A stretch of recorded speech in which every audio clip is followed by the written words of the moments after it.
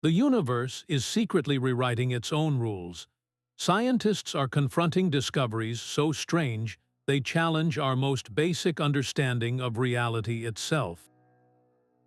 By the end of this journey, you will see the cosmos through an entirely new lens, uncovering the shocking truths hidden in plain sight. Why do galaxies spin too fast without flying apart? What mysterious force is tearing the universe apart faster and faster? How much of what we think we know is completely wrong? What does it truly mean to question everything? A galaxy spins with such ferocious speed that its stars should be flung into the endless void. Yet they cling to their orbits, held fast by the grip of something unseen. This ghostly anchor is dark matter, a substance that represents one of the most profound puzzles in all of modern science. It does not emit light. It does not absorb light. It does not reflect light. It is completely, utterly invisible to every telescope we have ever built. And yet, its gravitational pull is the master architect of our universe. The first compelling evidence came from the meticulous work of astronomers like Dr. Vera Rubin. She measured the rotation speeds of stars within distant galaxies, expecting them to slow down the farther they were from the bright galactic center, just as planets in our solar system move more slowly the farther they are from the Sun. But the data told a different story. The stars on the outer edges were racing just as fast as those near the center. This was impossible unless some vast, unseen halo of matter was enveloping the galaxy, providing the extra gravity to keep everything from flying apart. Further proof comes from a phenomenon called gravitational lensing. The immense gravity of a massive object, like a galaxy cluster, can bend the very fabric of space-time, acting like a giant magnifying glass that warps and distorts the light from objects behind it. When astronomers calculate the amount of visible matter in these clusters, the gravitational lensing effect is far too strong. There is simply not enough stuff we can see to cause such a dramatic bend in light. The only explanation is that an enormous amount of dark matter is there, providing the missing mass. Even the faint afterglow of the Big Bang, the cosmic microwave background, bears the imprint of this mysterious substance. The precise patterns of hot and cold spots in this ancient light reveal how much ordinary matter and dark matter existed in the early universe. The data confirms that dark matter outweighs the stuff you and I are made of by a factor of 5 to 1. Think about that for a moment. Everything we can see, every star, every planet, every person, constitutes less than 20% of the matter that actually exists. This reality forces a dramatic rethink of the fundamental rules of particle physics. Our standard model, which beautifully describes the particles and forces of the visible world, has no place for dark matter. Scientists have proposed candidates, from weakly interacting massive particles to theoretical actions, and have built incredibly sensitive detectors deep underground to catch a fleeting glimpse of one. So far, they have found nothing. How does something we cannot see, touch, or detect directly dictate the very structure and fate of the cosmos? This unsettling question leads us to an even more bizarre discovery, a force that acts not as a glue, but as a relentless push. The cosmos is not merely growing, it is running away from itself. This astonishing fact emerged from the painstaking observation of dying stars billions of light-years away. Two independent teams of astronomers, one led by Saul Perlmutter, were measuring the distances to these stellar explosions, known as Type 1, a supernova. They serve as perfect cosmic mile markers, their intrinsic brightness so consistent that any dimming tells you exactly how far away they are. The researchers expected to see these distant beacons receding from us, a legacy of the Big Bang's initial push. But they expected that recession to be slowing down, pulled by the collective gravity of all the matter in the universe. The data delivered a shock. The most distant supernova were fainter than they should have been, meaning they were farther away than anyone predicted. The expansion of the universe was not slowing down. It was speeding up.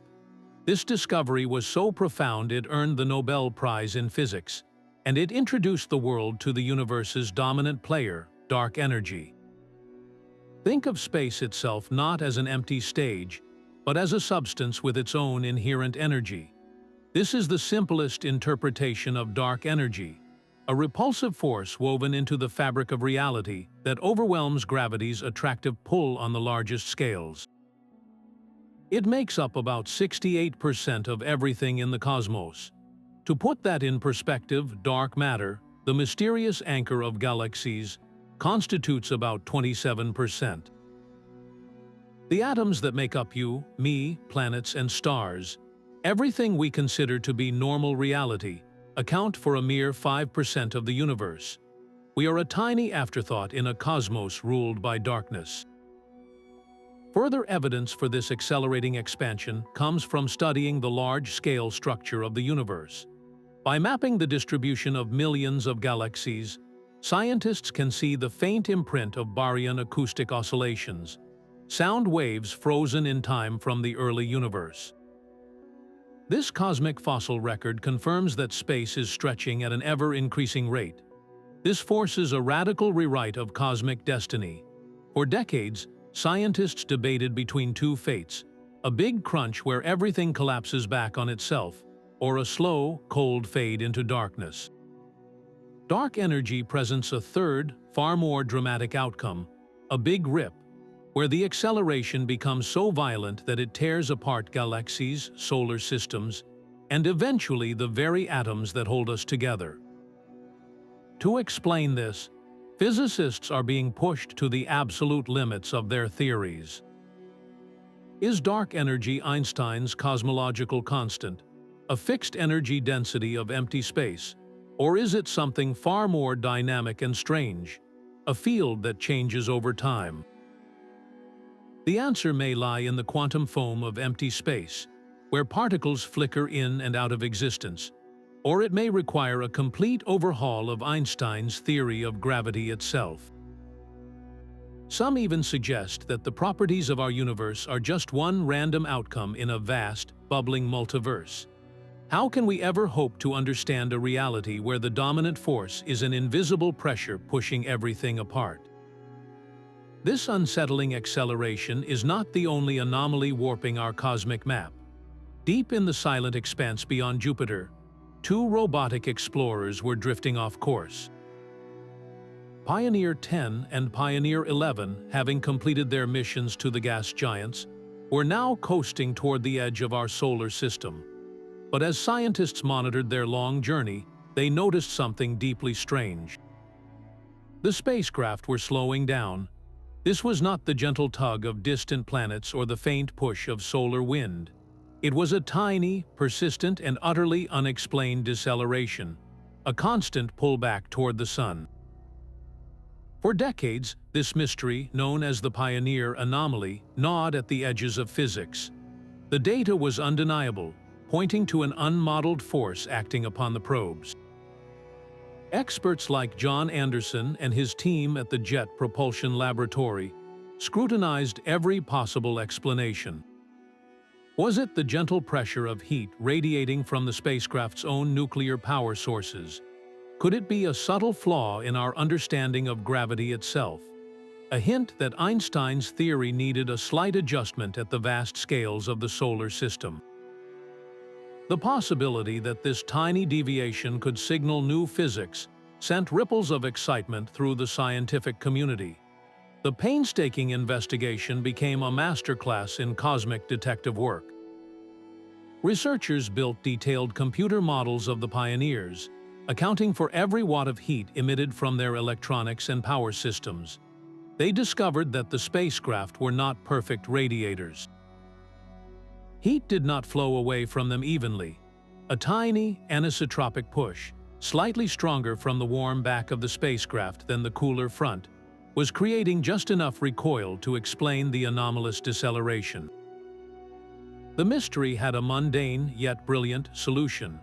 But the legacy of the Pioneer Anomaly is far more profound than its resolution. It stands as a powerful testament to the importance of paying attention to the smallest details. A discrepancy of just 10 billionths of a meter per second squared was enough to prompt a decades-long international investigation into the very laws that govern our universe. It proved that our models of reality are never truly complete, and that the slightest whisper from the cosmos can force us to listen more carefully. If a few watts of thermal radiation could mimic a new force of nature, what other subtle whispers are we missing? This question becomes even more urgent when we look closer to home, at the orbits of planets themselves. Earth itself seems to be whispering a gravitational secret to the spacecraft that swing past it. The Flyby Anomaly is a ghost in the machine of orbital mechanics, a tiny but persistent speed change that our best equations cannot explain. When a probe like Galileo approached our planet for a gravity assist, scientists calculated its trajectory with breathtaking precision, accounting for Earth's gravity, the Moon's pull, and even the subtle pressure of sunlight. Yet as the spacecraft whipped around our world and slingshotted away, tracking data revealed its velocity had shifted by a few millimeters per second from the predicted value. This is an almost imperceptible amount, but in the unforgiving realm of orbital dynamics, where an error of centimeters can mean missing a planet entirely, it is a glaring inconsistency. This strange boost, or sometimes a slight loss of speed, has been recorded multiple times. The near-Shoemaker spacecraft experienced it. The Rosetta Comet Chaser on its long journey did too.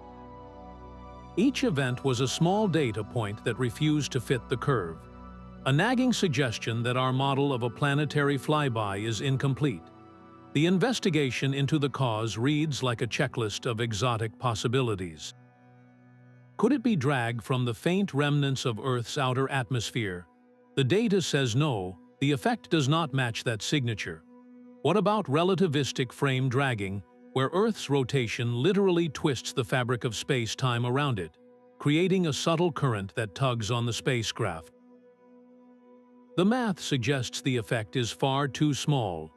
Perhaps Earth's gravity field is not perfectly mapped, with hidden concentrations of mass subtly altering the path.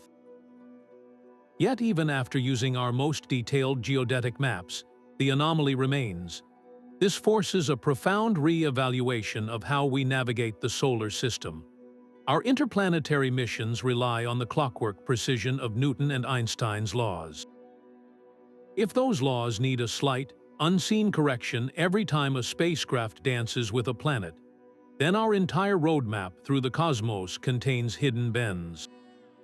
It hints that in weak gravitational fields or during high-speed maneuvers, there may be a piece of physics we have not yet accounted for. What if the equations for motion we have used for centuries are merely a very good approximation, missing one final term? This question of unexplained motion echoes far beyond Earth's vicinity, reaching out to the deepest and oldest objects we can see. That faint, ancient whisper from the beginning of time holds a chilling void. When scientists created the most detailed map of the cosmic microwave background, the afterglow of the Big Bang itself, they expected a universe of tiny, random variations. Instead, they found a colossal cold spot, a region of space so vast and so unusually chilly that it defies easy explanation. This is not a small imperfection. This cold spot spans nearly 2 billion light-years across, a cosmic supervoid of staggering proportions. Its temperature is only 70 millionths of a degree colder than the average, but its sheer size is the problem.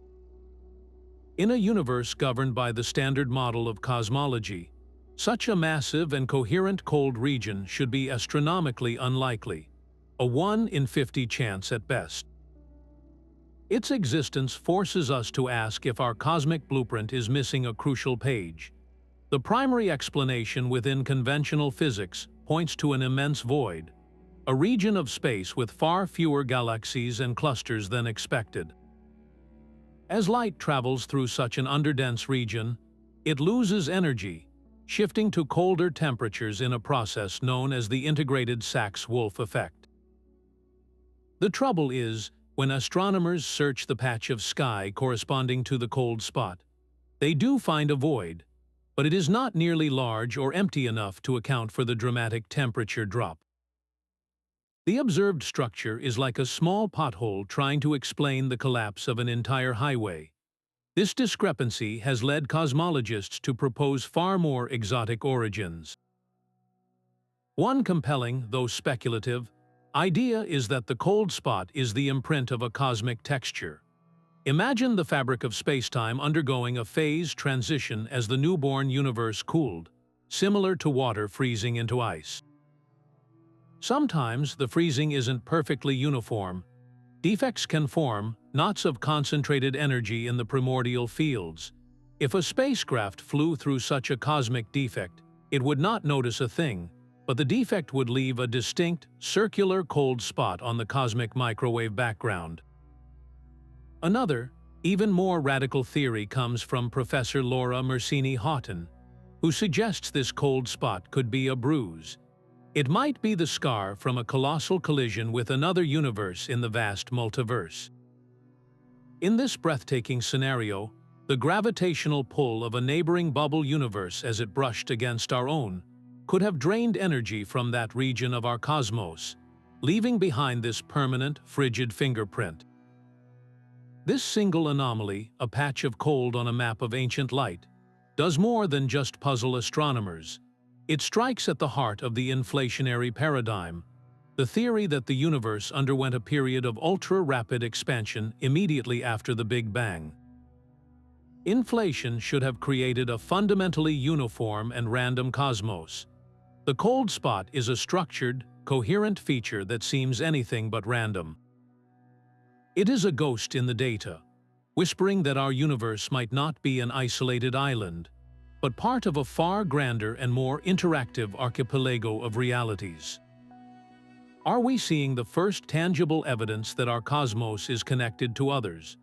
Two highly precise cosmic measuring tapes are giving us two different answers for the most fundamental number in the universe.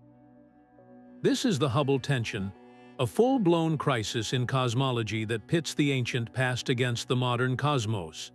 On one side, we have the pristine snapshot of the infant universe, the cosmic microwave background. By studying the subtle patterns in this afterglow, particularly with the incredible precision of the Planck satellite, scientists can work backwards to predict how fast the universe should be expanding today. This is like calculating the top speed of a car based on a single, perfect photograph taken the moment it left the starting line. The answer from this early universe method is a very specific number. Meanwhile, in our local cosmic neighborhood, astronomers use a different toolkit. They observe pulsating stars called Cepheid variables, whose predictable brightness variations make them perfect cosmic yardsticks. They also track Type 1 a supernova, those standard candles that reveal dark energy. By carefully measuring the distances and recession speeds of these nearby objects with instruments like the Hubble Space Telescope, they can directly measure the current expansion rate. This is like using a radar gun to clock the car's speed right now. The shocking result is that the radar gun reading is significantly faster than the prediction from the starting line photo. The local universe is expanding about 10% faster than the early universe data says it should be. The discrepancy is small in percentage terms, but its statistical significance is overwhelming. This is not a measurement error. It is a fundamental mismatch. This tension forces a brutal re-evaluation of our standard model of cosmology, known as lambda CDM. This model, which beautifully incorporates dark energy and dark matter, has been the bedrock of our understanding for decades. Now it appears to have a crack running right through its center. Scientists are scrambling to find the missing ingredient. One compelling idea is early dark energy. Perhaps in the first few 100,000 years after the Big Bang, an extra form of repulsive energy existed. A temporary push that altered the conditions of the early universe just enough to change the Planck prediction, while leaving the modern expansion rate untouched. Another possibility involves exotic neutrinos. What if these ghostly particles, which stream through you by the trillions every second, have properties we have not yet discovered? Perhaps they interact with dark matter or radiation in a way that tweaks the cosmic expansion history. There is even the radical suggestion that dark energy itself is not constant, but evolving in a way our models do not account for. How can the universe's expansion rate depend on how you measure it? This contradiction suggests that a key piece of the cosmic puzzle is still missing from our box. A piece that could rewrite the story of everything from the first moments to the final fate of all we see. The very first atoms were forged in a cosmic fireball lasting only minutes. In that brief, searing dawn after the Big Bang, the universe was a frenetic nuclear reactor, fusing the primordial soup of protons and neutrons into the first light elements. The theory of Big Bang nucleosynthesis is a masterpiece of predictive power, calculating with stunning accuracy the amounts of hydrogen and helium we see across the cosmos. But for one element, the prediction fails spectacularly. The universe should contain about 3 times more lithium than we can actually find. This is the cosmological lithium problem, a stubborn crack in the story of our cosmic origins. We find the evidence for this discrepancy written in the light of the most ancient stars. Astronomers point their telescopes toward halo stars, pristine relics that formed from the nearly pure material of the early universe. By analyzing the spectra of these stellar fossils, they can measure the exact abundance of lithium in their atmospheres. The answer is always the same, consistently and puzzlingly lower than the models of the Big Bang insist it should be. It is not a matter of the lithium hiding somewhere else or being destroyed later. The oldest stars show a deficit from the very beginning. Nuclear physicists like Brian Fields have spent decades hunting for the solution. Could our understanding of the nuclear reactions themselves be incomplete? The rates at which protons and neutrons fused in that first frantic 3 minutes are calculated from laboratory experiments. Perhaps a key reaction rate is slightly off, or we are missing a nuclear pathway that would have destroyed lithium as quickly as it formed. Other explanations venture into more exotic territory. What if unknown particles, relics from an even earlier epoch, were present during nucleosynthesis? Certain theoretical particles could have decayed, injecting extra neutrons into the mix and altering the delicate chain of nuclear fusion, effectively burning away the lithium. This tiny anomaly forces a profound question. Did the early universe operate under slightly different physical rules? The lithium problem is a whisper from the first moments, suggesting that our standard model of particle physics might be incomplete. It hints that conditions in that primordial inferno were even more complex than we thought, or that something fundamental is missing from our equations. A single elemental discrepancy, a shortage of one specific atom, threatens to rewrite the entire first chapter of our cosmic history. And as we look deeper into the void, we find that even the emptiness itself holds a strange and persistent signal. Even the echo of creation itself seems to point in a specific direction. The cosmic microwave background, that faint remnant of the Big Bang, should be the ultimate symbol of cosmic uniformity.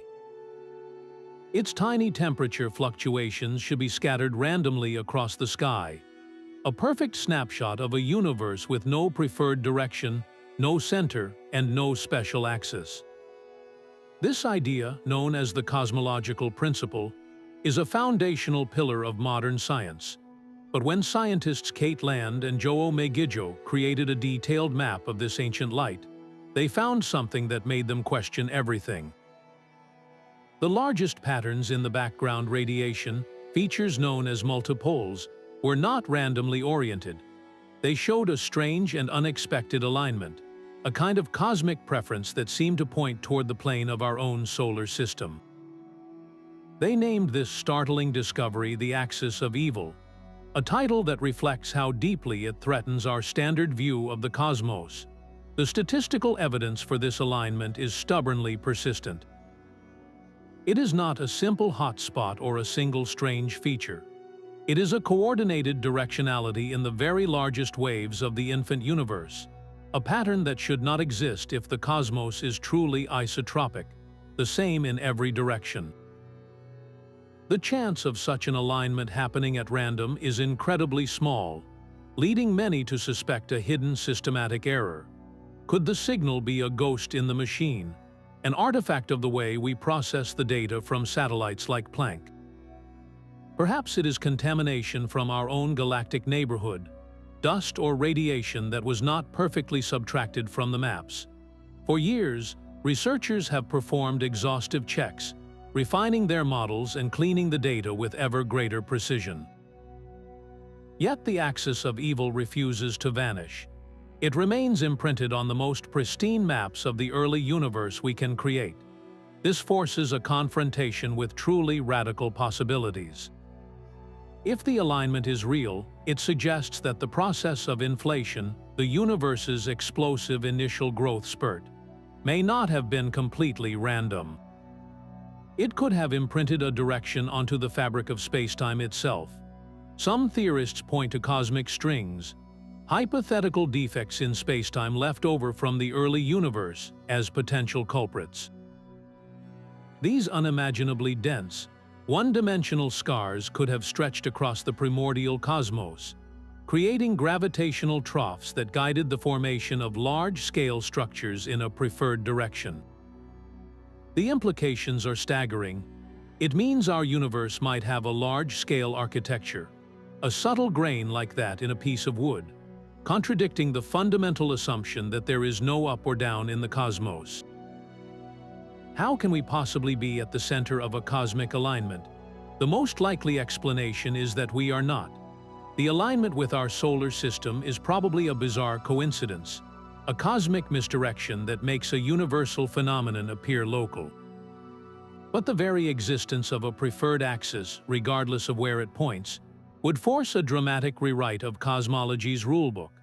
The cosmological principle would be dethroned, and we would have to accept that the universe is not a featureless expanse, but a structured entity with a built-in directionality. This single anomaly, hidden in the oldest light we can see, challenges the very meaning of cosmic uniformity. If the universe has a preferred direction, what other fundamental symmetries might be broken? A spiral galaxy spins with a serene grace that hides a deep physical contradiction. The stars tracing its outer arms race around the center at nearly the same velocity as those nestled close to the bright core. This simple observation shatters a fundamental expectation. According to the laws of orbital motion laid down by Johannes Kepler and refined by Isaac Newton, the speed of these stars should fall off dramatically with distance, just as Pluto orbits our Sun far more slowly than Mercury. Yet the data reveals a flat rotation curve, a straight line on a graph that tells a story of missing mass. This galactic enigma was brought into sharp focus by the pioneering work of astronomer Vera Rubin and her colleague Kent Ford in the 1970s. Using meticulous spectral measurements, they mapped the velocities of stars in the Andromeda Galaxy. They expected to see the telltale drop-off, a gentle decline in speed proving that the galaxy's gravitational pull was concentrated in its luminous center.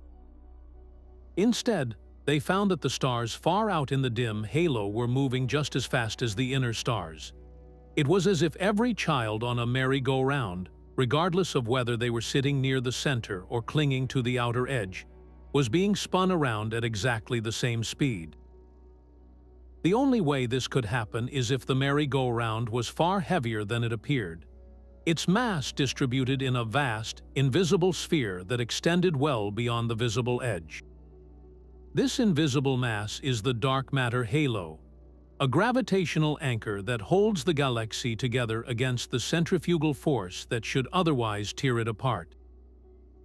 The evidence from rotation curves is now overwhelming and universal, observed in thousands of galaxies. It forces a stark choice upon physicists. Either the universe is filled with a mysterious, non-luminous form of matter that outweighs the ordinary kind by a factor of 5 to 1.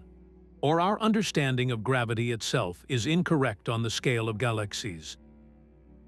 This second path is known as modified Newtonian dynamics, or MND. This theory proposes that gravity behaves differently when it becomes exceptionally weak, such as in the far-flung outskirts of a galaxy. It suggests a slight tweak to Newton's equations that could, in principle, produce those flat rotation curves without any need for dark matter. Yet Waalman can explain the motions within individual galaxies surprisingly well. It struggles to account for all the other evidence, from the bending of light in galaxy clusters to the precise patterns in the cosmic microwave background. The flat rotation curve remains one of the clearest and most direct signals from the hidden side of the cosmos. How can we accept a universe where the stuff we see is merely floating in a vast, unseen ocean of something else? This galactic mystery is the foundation upon which the entire modern puzzle of dark matter is built.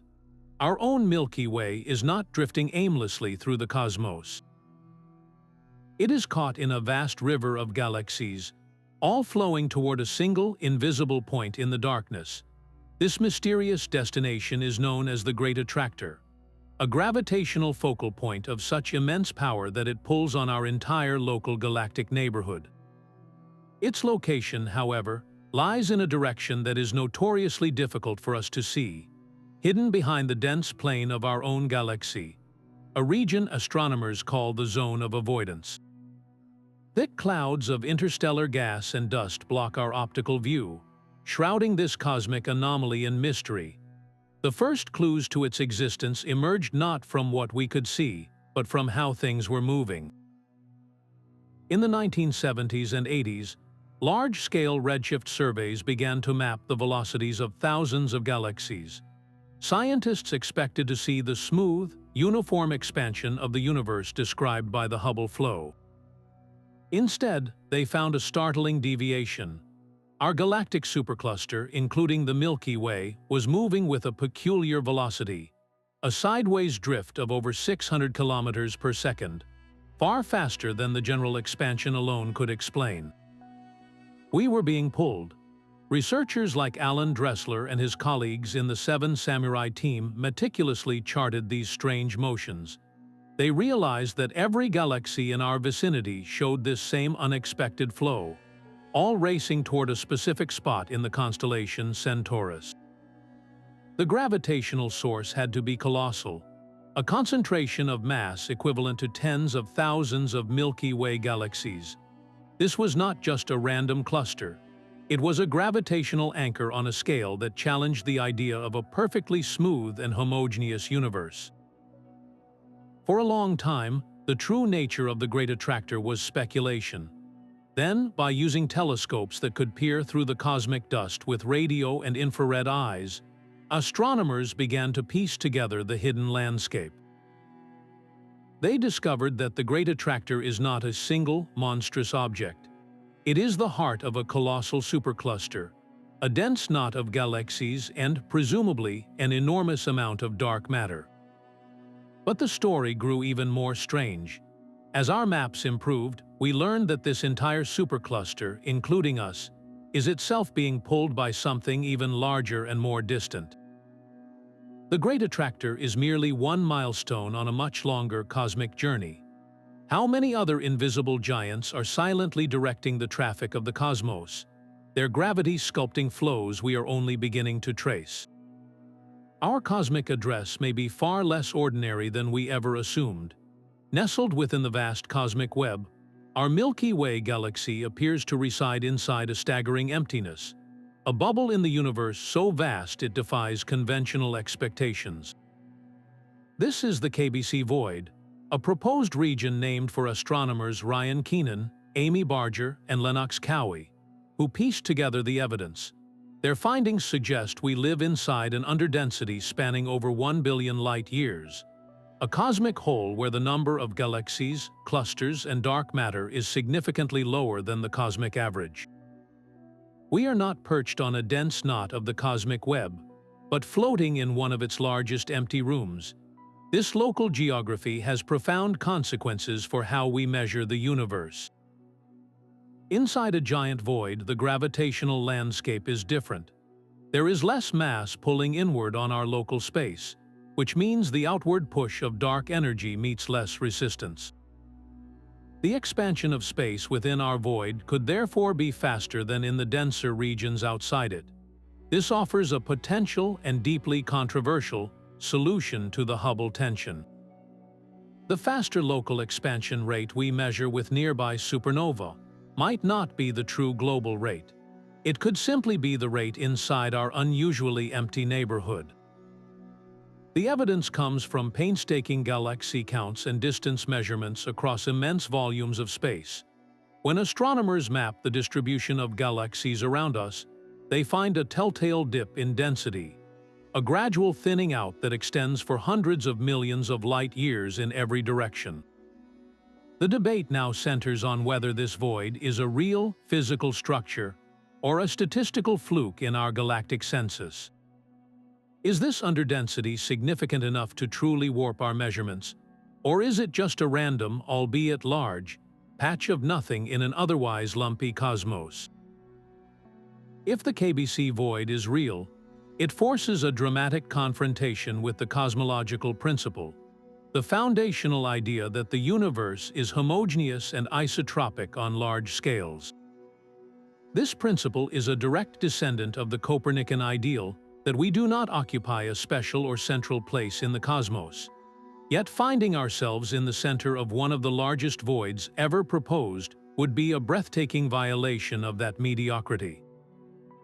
We would, by sheer chance, be in a uniquely underdense location, a special place after all.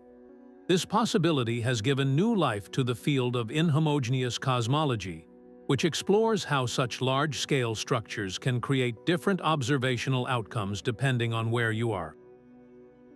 How does living in a void change our cosmic perspective?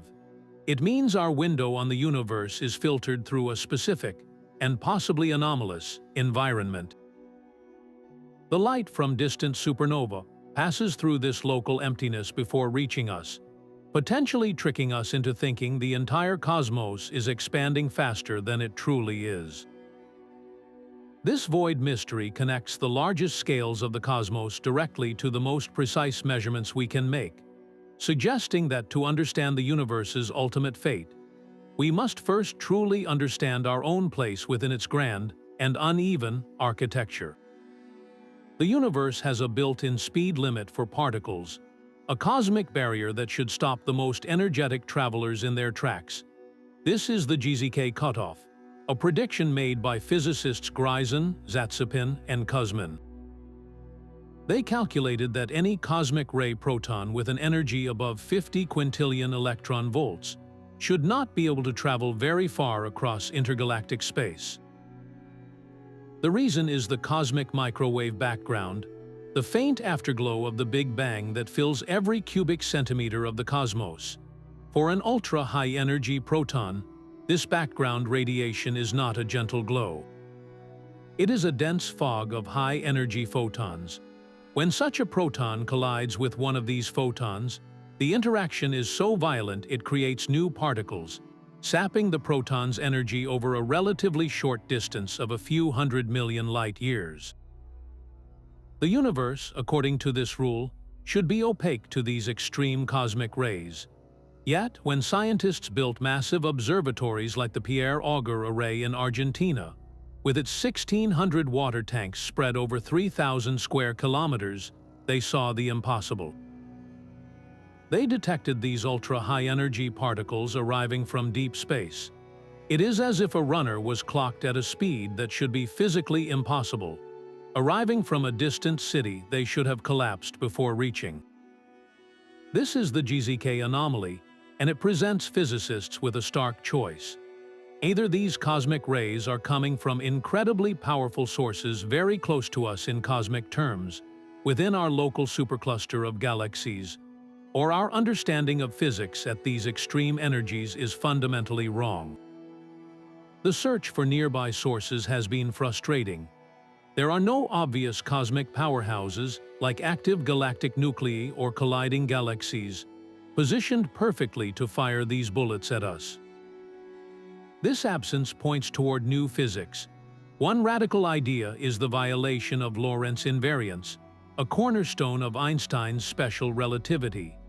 This principle ensures that the laws of physics are the same for all observers, regardless of their constant velocity.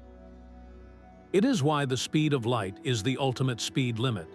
If this invariance breaks down at energies near the GZK cutoff, it could mean that the proton's interaction with the background radiation is slightly different than we think, allowing it to travel farther without losing all its energy. The late Nobel laureate Jim Cronin was a leading voice in this debate, arguing that the anomaly demanded we confront these foundational questions. What does it mean if the universe is more transparent than our theories allow? It suggests that at energies we can barely comprehend, particles obey a subtly different set of rules. This cosmic ray puzzle is a direct probe into the most extreme frontiers of physics, forcing us to reconsider how matter and energy behave when pushed to their absolute limits. Deep within a controlled magnetic field, a tiny, unstable particle called a muon is wobbling just a little too much. This minuscule imperfection, a slight excess in its magnetic wobble, is creating seismic waves through the world of particle physics. Known as the Muon G2 anomaly, this effect stems from one of the most precise measurements ever attempted. Scientists are essentially placing individual muons in a perfect magnetic racetrack and watching them spin or precess, like a child's top slowing down. The rate of this spin reveals the particle's magnetic personality, its magnetic moment. According to the immensely successful Standard Model of Particle Physics, which catalogs all known particles and forces, this wobble should have a very specific, calculable value. But it does not. The muon's dance is slightly off rhythm, suggesting invisible dancers are pushing it from the shadows. This is not a new suspicion. The first strong hint emerged decades ago from an experiment at Brookhaven National Laboratory. Their results showed a persistent, nagging deviation, but the uncertainty was just large enough to leave room for doubt. The scientific community needed more proof. That proof is now arriving from Fermilab, where a new generation of the G2 experiment is running with unprecedented precision. By creating a pure beam of muons and storing them in a colossal, superconducting magnetic ring, researchers can observe their behavior with breathtaking accuracy. The latest results are a stunning confirmation. The muon's magnetic moment is definitively stronger than the Standard Model predicts. The statistical significance of this discrepancy is now so overwhelming that it cannot be dismissed as random chance. Something is genuinely missing from our equations, so what could be causing this extra wobble? The most thrilling possibility is that the muon is sensing the presence of entirely new particles. As it spins in its magnetic prison, it is constantly emitting and reabsorbing a cloud of virtual particles that flicker in and out of existence, a quantum foam that influences its properties. The Standard Model calculates the effect of all known virtual particles. The anomaly suggests that unknown particles are also popping into this cloud, giving the muon an extra magnetic push. Candidates for these phantom particles are the stuff of theoretical dreams. They could be the partners predicted by supersymmetry, a theory that postulates every known particle has a heavier, unseen twin. Or they could be dark photons, hypothetical carriers of a force that connects our visible world to the dark sector. This is the profound link between this microscopic wobble and the cosmic mysteries of dark matter. The same hidden particles that might be tweaking a muon's spin in a lab could be the very constituents of the invisible matter that holds galaxies together. The G2 anomaly is a direct bridge from the smallest scales to the largest, a hint that the rules of the quantum world are intertwined with the architecture of the cosmos. How can a wobble measured in a warehouse-sized magnet challenge our entire understanding of reality?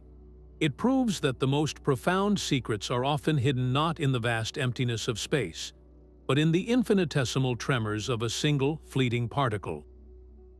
Even the most familiar building blocks of matter hold startling secrets. For decades, we thought we knew the size of a proton, the positively charged heart of every atom. Its radius was considered a fixed number, a fundamental constant etched into the laws of physics. Then, scientists decided to measure it with ultimate precision, and the result was chaos. Two of the most trusted methods for probing the proton's dimensions suddenly began to disagree, creating a rift at the very foundation of particle physics, known as the proton radius puzzle. The first method is beautifully direct. Scientists fire a beam of electrons at a target of hydrogen nuclei, which are single protons. By carefully tracking how the electrons scatter and bounce away, physicists can map the proton's electric charge distribution, much like using sonar to chart the shape of an underwater object. This electron scattering technique gave a consistent, reliable radius for decades. The proton was a known quantity, but then came a second, even more precise technique, using an exotic form of hydrogen. Instead of orbiting an electron, the proton in this atom is orbited by a much heavier cousin, a muon. This creates muonic hydrogen, a strange, fleeting atom that allows for an exquisitely sensitive measurement. The energy levels of the muon as it orbits the proton are incredibly sensitive to the proton's size. By using laser spectroscopy to measure the precise energy required to make the muon jump between orbits, researchers at the Paul Scherrer Institute in Switzerland, led by Randolph Pohl, could determine the proton's charge radius with unprecedented accuracy. The result was a shock. The proton radius measured in muonic hydrogen was significantly smaller than the value from electron scattering. The discrepancy was tiny, less than 4%. But in the world of quantum electrodynamics, or QED, the theory that describes how light and matter interact, it was a chasm. This was not a measurement error. Both methods were rigorously checked and rechecked. The numbers were stubborn. The smaller radius from the muonic atom was like measuring a familiar room with a new, hyper-accurate ruler, and finding it was actually a full foot shorter than You'd always believed. This puzzle forces a brutal confrontation with our theories. QED is one of the most successful and precisely tested theories in all of science. Its predictions have been verified to more than 10 decimal places. Yet here, in this simple measurement of size, it seemed to be failing. Experts began to ask terrifying questions. Does the proton itself appear different when it is paired with a muon instead of an electron? This would point to a violation of lepton universality, the principle that electrons, muons, and their other cousin, the tau, are identical in how they interact with forces, differing only in their mass. If this principle is broken, it means the laws of physics are not the same for all particles, a foundational crack in the standard model. Another possibility is that we are missing a piece in the complex calculations of QED itself. Perhaps there is an unknown quantum effect or a subtle interaction that only becomes apparent in these ultra-precise muonic atoms. Or, most thrillingly, the discrepancy could be the signal of a new force or a new particle, something that subtly influences the muon's orbit but leaves the electron untouched. How can the size of something so fundamental depend on how you choose to measure it? This tiny paradox proves that when we push precision to its absolute limits, even the constants we take for granted can begin to waver, revealing hidden layers of reality waiting just beneath the surface. High above the frozen plains of Antarctica, a balloon the size of a football stadium drifted silently in the polar wind. Suspended beneath it was an array of radio antennas known as ANITA, listening for the faintest whispers from the cosmos. Its mission was to detect the most energetic particles in the universe, but it heard something it should not have. On two separate occasions, ANITA detected the clear signature of an ultra-high-energy neutrino. The impossible part was its trajectory. It was coming up through the Earth, For a particle like a neutrino, this is the equivalent of a ghost walking through a solid brick wall. Neutrinos are famously ghostly, able to pass through light years of lead with ease. But at the extreme energies ANITA was monitoring, the rules change. Such powerful neutrinos should not be able to traverse our planet. They are expected to interact with the dense rock and ice, being absorbed long before they could complete the journey from one side to the other. The standard model of particle physics leaves no room for debate on this point. Yet ANITA data showed two particles that had seemingly done exactly that, emerging from the ice at angles that should have been geometrically impossible. The scientific community was immediately captivated and deeply skeptical. The first order of business was to rule out every conceivable mundane explanation. Could it have been a glitch in the detector, or a burst of radio noise from human technology? The unique signature and the isolated Antarctic location made those possibilities unlikely. Perhaps it was a cosmic ray from above creating a confusing signal in the ice. Meticulous reconstruction of the events showed the particles unequivocally came from below, having passed through thousands of miles of solid planet. This left only extraordinary explanations, theories that venture into the exotic frontiers of physics. One compelling idea involves a hypothetical particle called a sterile neutrino. This would be a neutrino that does not even interact via the weak nuclear force, making it even more elusive than its known cousins.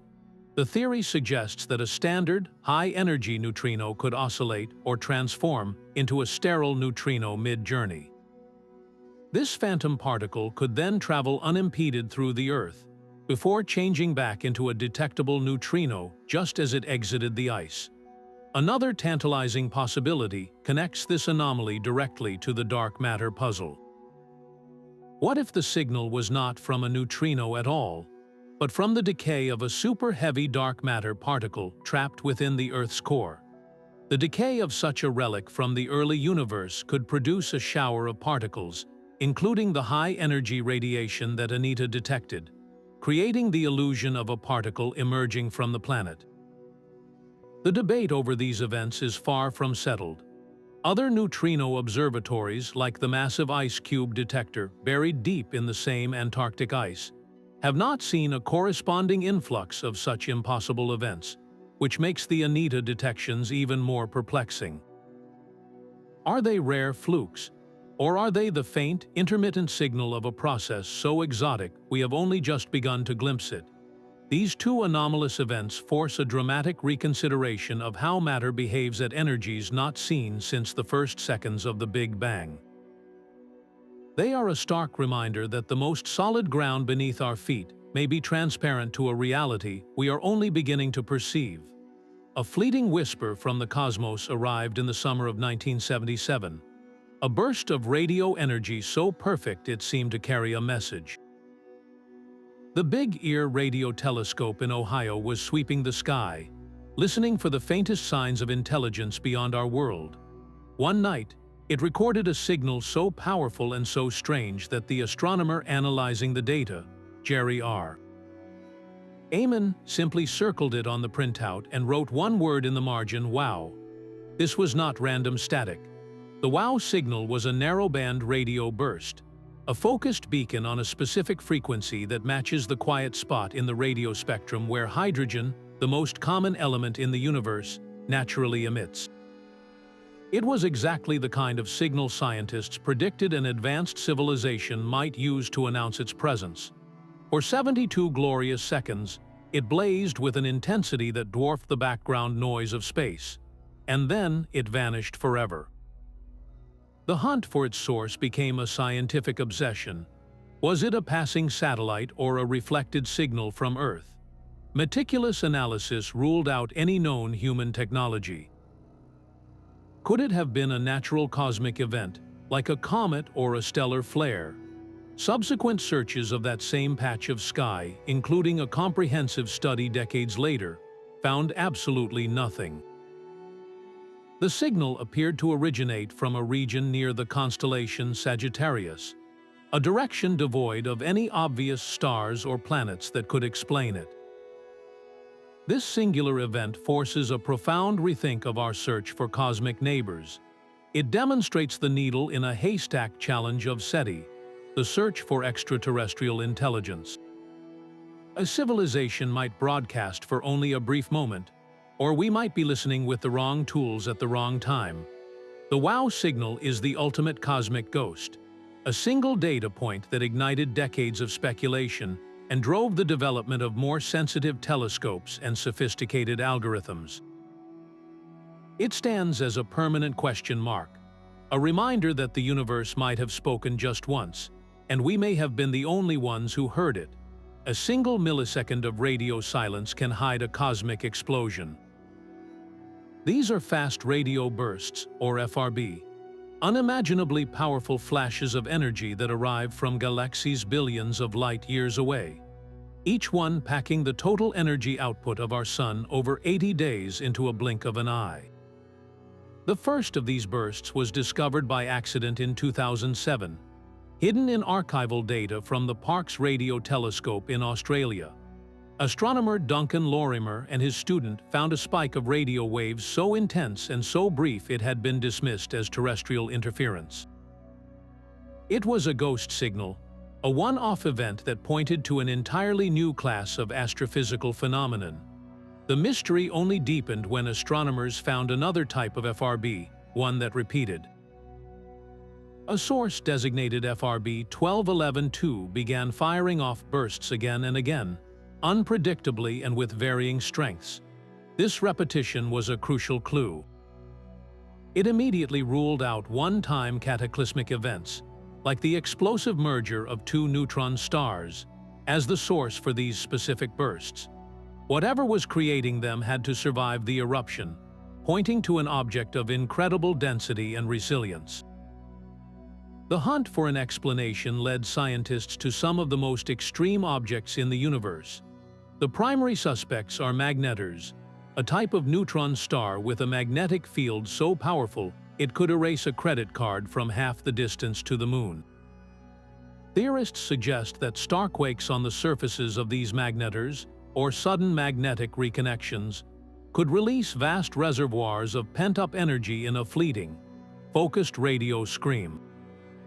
Other proposed mechanisms involve highly magnetized pulsars, or even asteroids colliding with neutron stars, creating a final, brilliant flash. The sheer power of these bursts forces a dramatic rethink of high-energy physics. How can a natural object, even one as extreme as a magnetar, concentrate so much energy and release it so quickly? The mechanisms we understand simply do not scale up easily to explain the raw power observed. This has led to more speculative, though far less likely, ideas, including the possibility of advanced technologies, such as interstellar light sails propelled by giant radio transmitters. While this is not the favored scientific explanation, the very fact it can be seriously contemplated highlights how deeply puzzling these events are. Fast radio bursts are more than just cosmic curiosities. As these waves travel across the universe, they pass through clouds of diffuse gas and magnetic fields, which leave a subtle imprint on the signal. This makes FRBs brilliant tools for probing the otherwise invisible material that drifts between galaxies, allowing us to map the cosmic web itself. Each brief flash is a message in a bottle, carrying with it the signature of every particle it has encountered on its billion-year journey. What other colossal, unseen forces are flickering in the darkness, rewriting the rules of energy and matter with every fleeting pulse? A star called KIC 8462852 flickers in a way that should be impossible. Nestled in the constellation Cygnus, this seemingly ordinary star, now famously known as Tabby's star, does something no other star we have ever seen does. It dims erratically and dramatically, its light dropping by as much as 22% in chaotic, asymmetrical dips before slowly returning to normal. This is not the gentle, rhythmic shadow of an orbiting planet. A planet would block at most 1% of a star like this, and it would do so with clockwork regularity. What we see here is the light being swallowed by something vast, something jagged, and something utterly unexplained. The discovery was made by citizen scientists sifting through public data from NASA's Kepler Space Telescope, a project designed to find planets by staring at the subtle dimming of stars. Their algorithms flagged this star as the most mysterious in the galaxy. When professional astronomer Tabby led the analysis, the data was so bizarre that the scientific paper was nicknamed "Where's the Flux?", a playful yet desperate question about the missing light. The dimming events were not only deep but also lasted for days or even weeks, with no clear pattern. It was as if someone was randomly throwing a series of dark, irregular sails in front of the star. The hunt for an explanation began, forcing astronomers to test and often discard a series of conventional ideas. Could it be a cloud of comets, shattered by a passing star and now swirling in a vast, dusty swarm? While a plausible theory, the sheer amount of dust required to cause such deep dimming would be extraordinary, and it should have produced a clear infrared signature from the warmed debris. Observations from the Spitzer Space Telescope found no such excess heat. What about a recent planetary collision, a cosmic crash that littered the system with obscuring rubble? The timing seems impossibly coincidental for us to witness such a rare event. The failure of these natural explanations led to a more speculative, yet scientifically considered, hypothesis.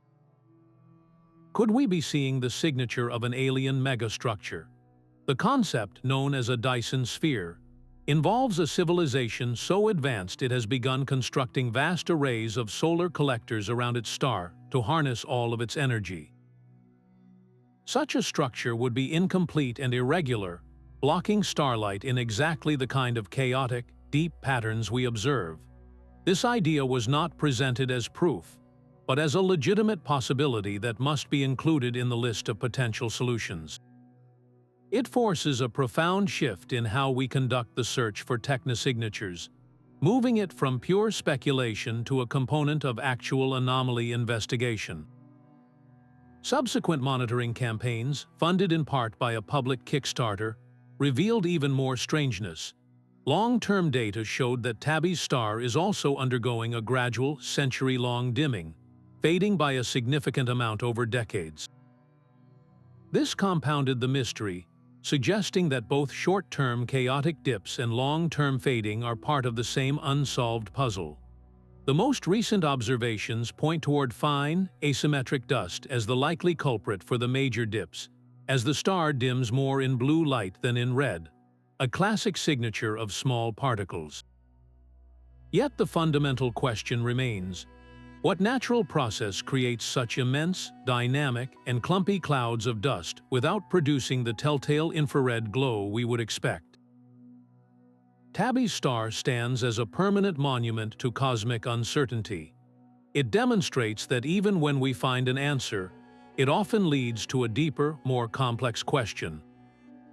This one stellar anomaly has fundamentally rewritten the playbook for stellar variability, proving that our categories for stellar behavior are not yet complete.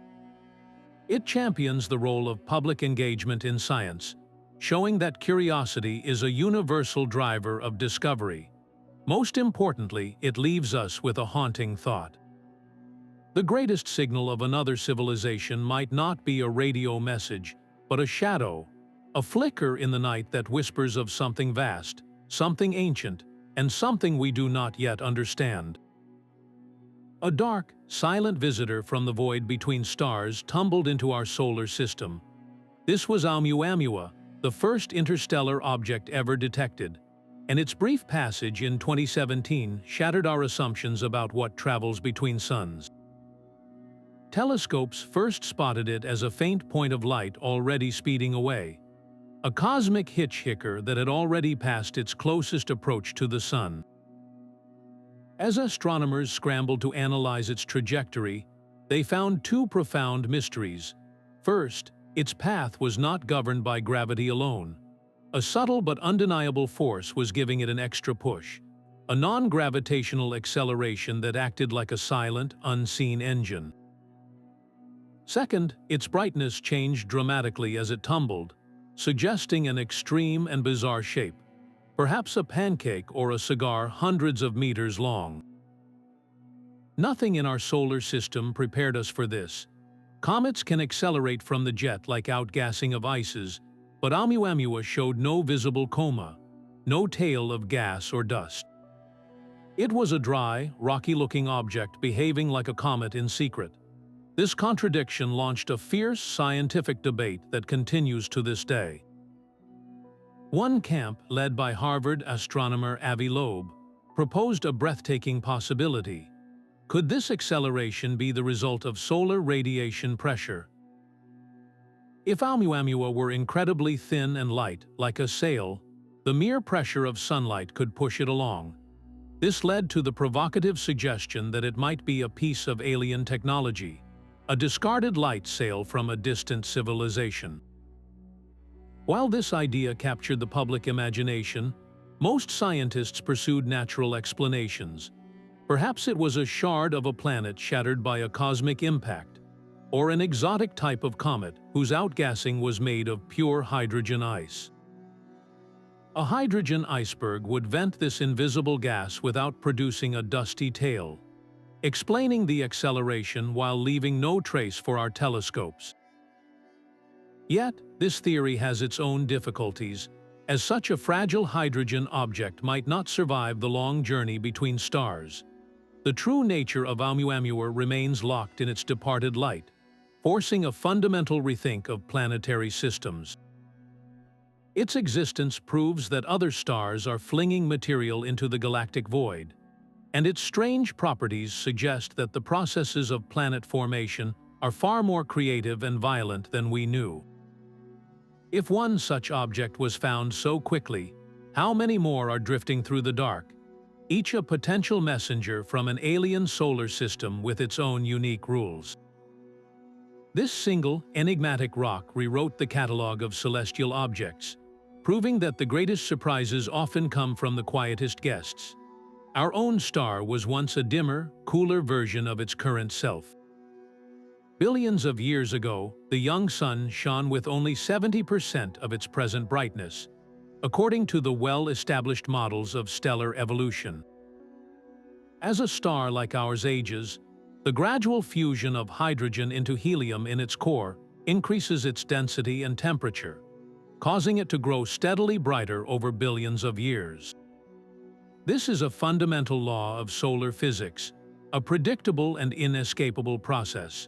Yet here on Earth, the geological record tells a completely different story. The oldest rocks on our planet, zircon crystals dating back over 4 billion years, bear the unmistakable chemical signature of having formed in the presence of liquid water. For that to happen, our planet's surface must have been warm, not locked in a global, deep freeze ice age that a 70% fainter sun would inevitably cause. This is the faint young sun paradox, a contradiction so stark it forces us to question everything we think we know about planetary climate. How could a world under a dim sun remain a water-soaked cradle for life? The paradox, famously articulated by Carl Sagan and his colleague George Mullen, presents a brutal choice. Either our models of how stars like the sun evolve are fundamentally wrong, or our understanding of how planets maintain their climate is dangerously incomplete. The first option seems highly unlikely. The Standard Solar Model is one of the most successful theories in all of astrophysics, accurately predicting the sun's observed brightness, its neutrino flux, and even its internal oscillations. This leaves us with the second, more unsettling possibility. Our early Earth must have possessed a super-efficient greenhouse blanket, one far more potent than anything we see today. The most straightforward solution points to atmospheric gases. Perhaps the ancient air was thick with carbon dioxide or methane, trapping enough infrared radiation to keep the planet cozy. The problem is, when scientists search for evidence of this in the geological record, they do not find nearly enough.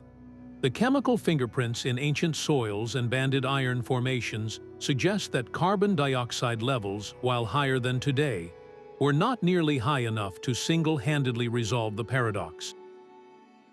Methane is another candidate, a powerful greenhouse gas that could have done the job with lower concentrations, but it is easily broken down by sunlight and requires a continuous, massive biological source to sustain it. This leads to an even more profound implication. What if the paradox is not about the atmosphere alone, but about the entire planetary system? Earth's climate is a complex dance of feedback loops. A brighter sun is countered by more reflective clouds. A dimmer sun might be countered by less ice cover, absorbing more heat. Perhaps the early Earth had a much darker surface, with fewer continents and vast, heat-absorbing oceans, giving it a lower albedo.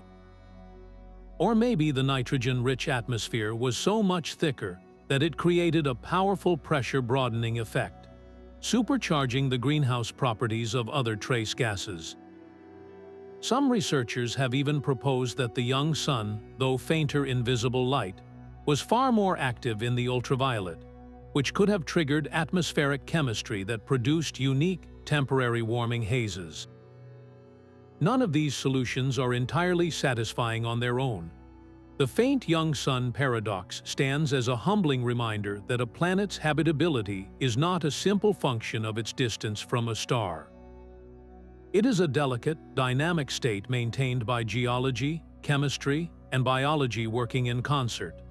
This single anomaly connects the physics of stellar nurseries directly to the emergence of life itself, forcing a dramatic rethink of what makes a world truly livable. If we cannot fully explain how our own planet stayed warm, how can we hope to identify truly Earth-like worlds orbiting other, fainter stars? Deep within the heart of the Milky Way, a silent, invisible storm is raging. The center of our galaxy is glowing with an unexpected and intense fog of gamma-ray radiation, a high-energy light that should not exist in such abundance. This is the galactic center excess, a profound mystery captured by the Fermi Gamma-Ray Space Telescope as it scans the sky. The pattern of this light is as telling as its intensity. It forms a smooth, spherical halo centered on the galactic core, precisely the distribution scientists would expect if dark matter particles were colliding and annihilating one another in the void. According to this thrilling possibility, when two theoretical weakly interacting massive particles meet, they could obliterate each other in a flash of energy, producing the very gamma rays we now observe. For physicists like Tracy Slatire, who have meticulously modeled this signal, the data presents an intoxicating clue. It suggests we might finally be seeing the indirect fingerprint of the universe's most elusive substance. Yet, the cosmos rarely offers simple answers. A compelling alternative exists.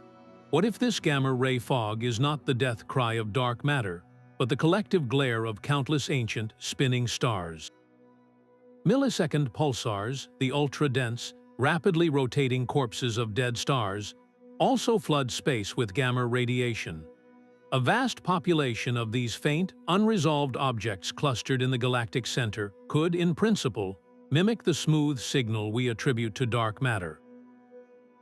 The challenge is that our current telescopes cannot distinguish between a smooth glow from particle annihilations and a speckled one from millions of point sources just below the detection threshold. This forces a dramatic rethink on two fronts. For particle physicists, it demands a refinement of dark matter models, specifying exactly what kind of particle could produce this specific energy signature.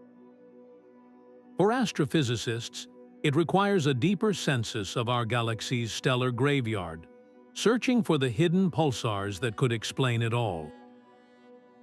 How do we solve a cosmic puzzle when the potential answers rewrite entirely different branches of science? The galactic center excess is more than a strange glow.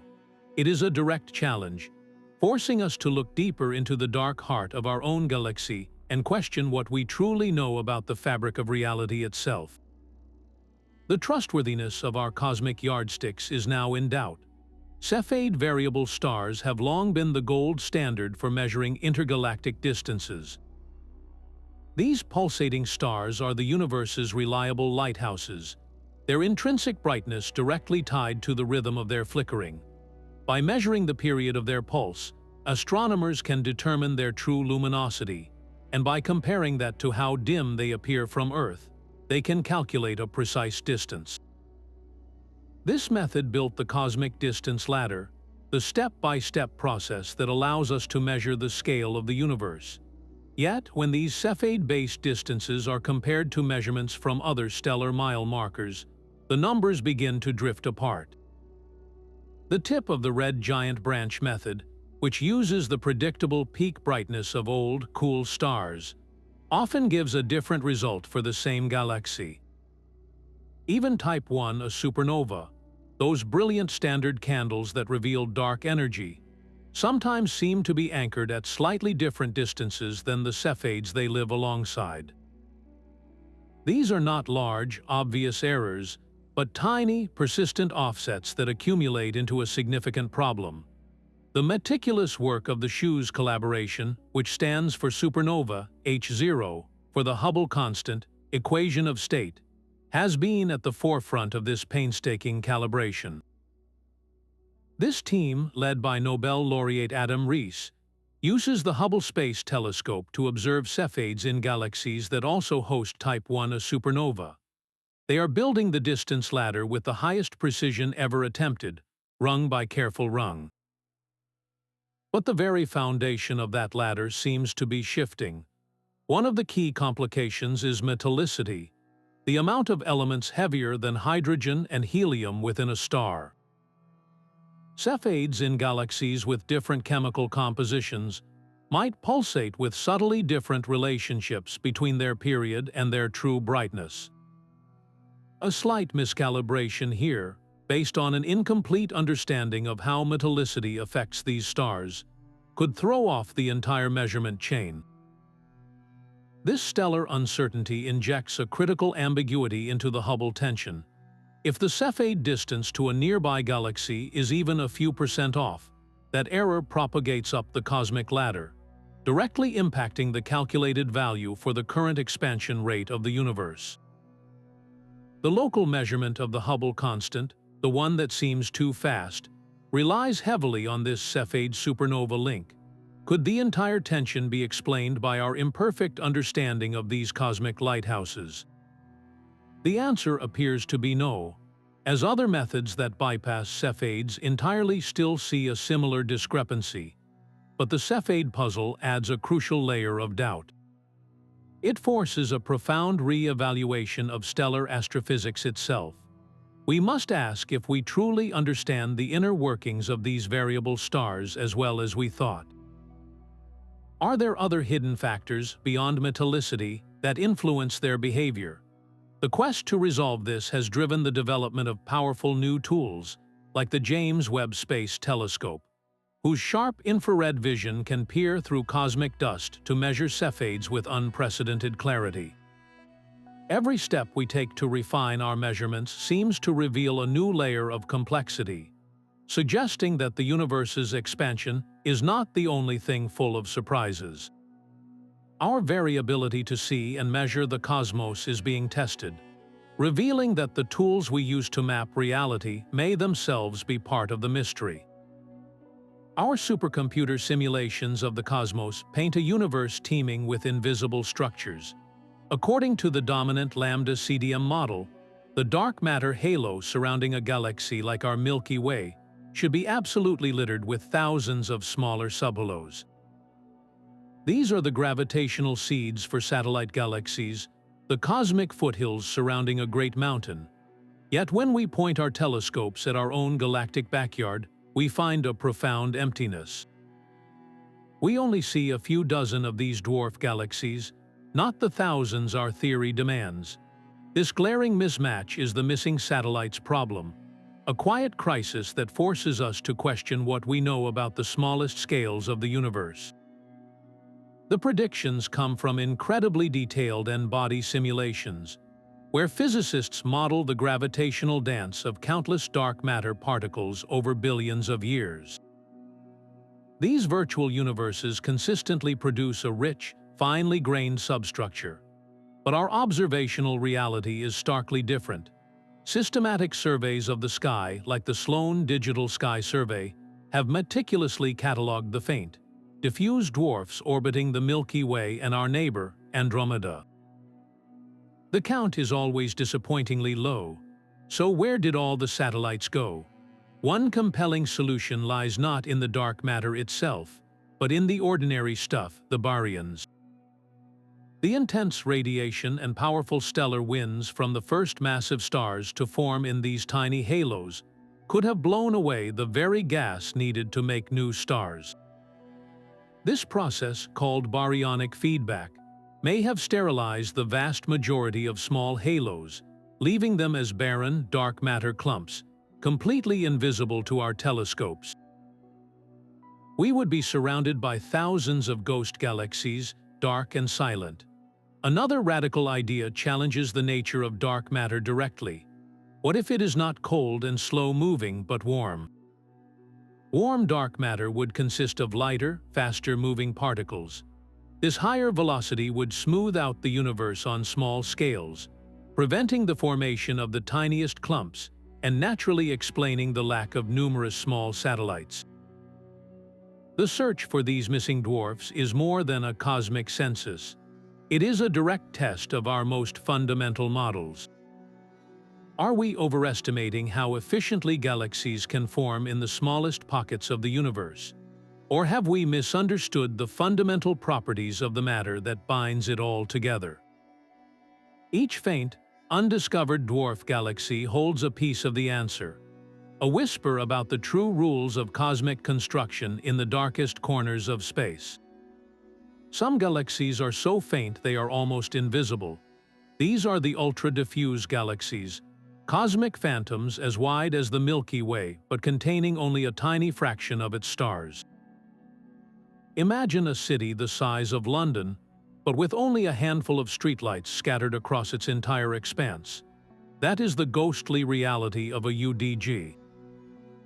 They were discovered almost by accident, hidden in plain sight until powerful telescopes like the Dragonfly telephoto array began to peer deeper into the cosmos. This instrument, built from repurposed camera lenses, was specifically designed to see the faintest, most diffuse structures other telescopes would miss. And it found them. Dragonfly 44, a flagship ultra-diffuse galaxy, has the mass of our Milky Way, but its light is so dim you could easily look right through it. The stars are so few and far between that the galaxy appears as a barely there smudge against the blackness of space. Their existence is a direct challenge to every model of how a galaxy is born. How can a collection of stars be so vast, yet so empty? The answer seems to lie once again in the dark. Measurements of the orbital speeds of the few stars and star clusters in Dragonfly 44 reveal a stunning fact. They are moving so fast that the galaxy should tear itself apart. The only thing holding it together is the immense gravitational pull of a colossal dark matter halo, one that is just as massive as the halo surrounding our own star-rich galaxy. This presents a profound puzzle. We thought we understood the relationship between dark matter and the stars it hosts. A massive dark matter halo should pull in vast amounts of gas, leading to prolific star formation and a bright, luminous galaxy. Yet here are these giants, with all the gravitational machinery for brilliance, that somehow failed to light up. The star formation process in these galaxies was incredibly inefficient, as if the cosmic engine sputtered and died. Why did these galaxies turn out so differently? One key factor may be their environment. Many ultra-diffuse galaxies are found orbiting near massive galaxy clusters.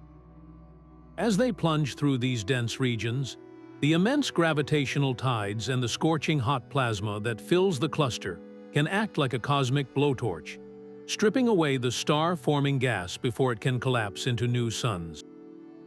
The galaxy is left stranded, a dark matter skeleton with its stellar flesh mostly peeled away. But this does not explain all of them. Some ultra-diffuse galaxies live in quiet, isolated voids, far from any disruptive neighbors. In these lonely deserts, the explanation must be internal. Perhaps supernova explosions in the galaxy's earliest, most vigorous period of star formation blew the remaining gas away forever. Or maybe the gas itself was too hot from the beginning, never cooling down enough to condense into the dense clouds that birth stars. These faint giants force a dramatic rethink of dark matter itself. Could the properties of dark matter halos be more varied than our simulations predict? Is there something about the inner structure of these halos that prevents gas from cooling and forming stars, creating a galaxy that is all anchor and no ship? Each one of these ghostly galaxies is a natural experiment, a unique test of our theories played out on a cosmic scale. They reveal a stunning diversity in galactic structures that we never knew existed, proving that the universe has more than one way to build an island of stars. How many other faint giants are floating in the darkness, silently rewriting the rules of cosmic construction? Astronomers once aimed the Hubble Space Telescope at a patch of sky no bigger than a grain of sand held at arm's length. For 10 consecutive days in 1995, it stared into what was thought to be a cosmic void, an empty stretch near the Big Dipper. The resulting image, the Hubble Deep Field, did not show emptiness. It revealed a universe crammed with light, a single frame containing not dozens, but 3,000 distinct galaxies. Each tiny smudge was an entire island of stars, seen as it was billions of years in the past. This was not a curated picture of famous nebulae or brilliant clusters. This was a core sample of the cosmos, a deep drill into the fabric of space and time. The sheer density of galaxies was the first shock. The sky, once thought to be sparsely populated at such distances, was in fact a vibrant tapestry of cosmic construction sites. But the types of galaxies were even more surprising.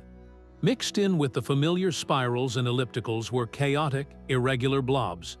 These were galaxies caught in the act of being born, fragmented and misshapen, captured during eras of frantic star formation and violent collisions.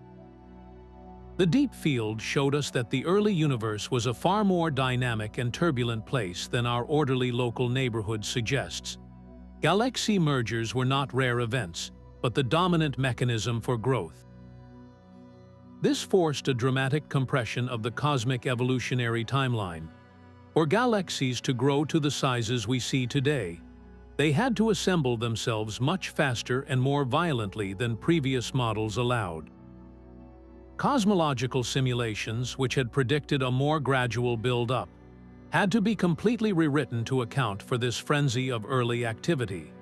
The legacy of this single image is immeasurable. It proved that by looking long and deep into nothing, we could find everything.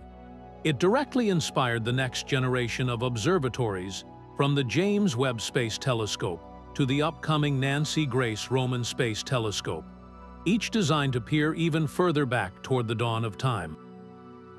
What other foundational secrets of cosmic structure are waiting in the darkness, ready to be revealed by a patient, unblinking eye? For 13.5 years, the Planck satellite stared into the void, collecting the faintest whisper of existence. It was designed to create the ultimate baby picture of our cosmos, a map of the cosmic microwave background with precision beyond anything before it. The resulting image is a testament to how much we have gotten right. The intricate pattern of hot and cold spots, the subtle variations in temperature, all sing in perfect harmony with the predictions of our standard model of cosmology, the Lambda CDM model. The universe, it confirmed, is overwhelmingly flat, its total density finely tuned to a critical value. The amounts of dark matter and dark energy derived from this ancient light align beautifully with other observations.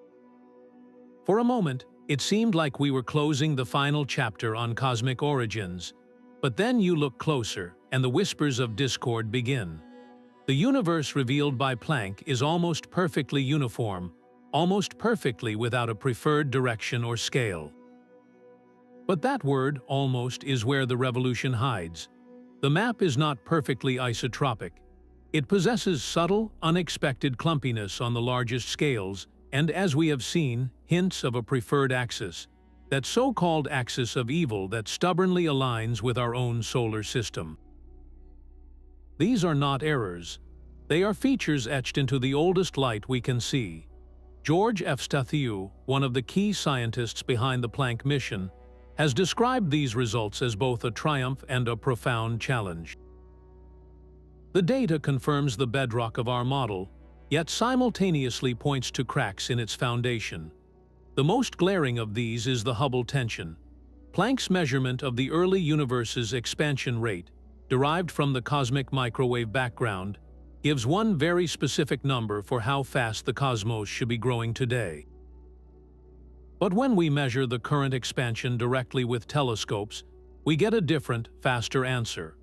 Planck's legacy is this beautiful, precise, and deeply puzzling contradiction. It is as if we have a perfect blueprint for a car's engine, but when we build it, the car runs at a different speed than the plans dictated. This forces a brutal honesty upon cosmology. We are being told with the highest possible precision that our model is incomplete. The anomalies are too significant to ignore. They could be ghosts in the machine, some subtle systematic effect in the data processing we have not yet uncovered. But the more likely and more thrilling possibility is that they are the first tangible evidence of physics beyond our current understanding. Perhaps dark energy is not constant, but evolves. Maybe neutrinos are more exotic than we thought.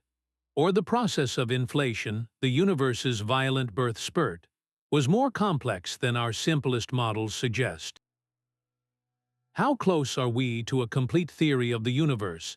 Planck's answer is a humbling one. We are closer than ever, but the final steps may require us to venture into realms we have not yet even imagined. Its legacy is not a finished map, but a compass pointing toward the next great frontier. Our journey through the cosmos reveals a universe that refuses to be pinned down by our neatest theories. We have charted the invisible halos of dark matter holding galaxies together, and felt the relentless push of dark energy tearing space apart. We have chased ghostly particles that wobble too much and measured protons that stubbornly change their size. From the impossible ascent of particles through the Earth to the frantic, unexplained dimming of a distant star, each anomaly is a crack in the foundation of our understanding. These are not mere errors in measurement. They are the universe whispering that our map of reality is still missing entire continents. This continuous rewriting is not a sign of failure, but the very heartbeat of science itself. It is a process driven by a profound curiosity and the courage to stare into the unknown and admit that we do not have all the answers. These cosmic mysteries invite every one of us to participate in the greatest story ever told, to look up at the night sky and feel that sense of wonder. The cosmos is far stranger, more complex, and more beautifully bewildering than we ever dreamed. What we know today is merely a prologue. The next great revelation, the discovery that will once again force us to rethink everything, is waiting just beyond the edge of our current vision. Which of these cosmic enigmas captures your imagination the most? Let us know in the comments, and subscribe to continue exploring the deepest secrets of space and time together.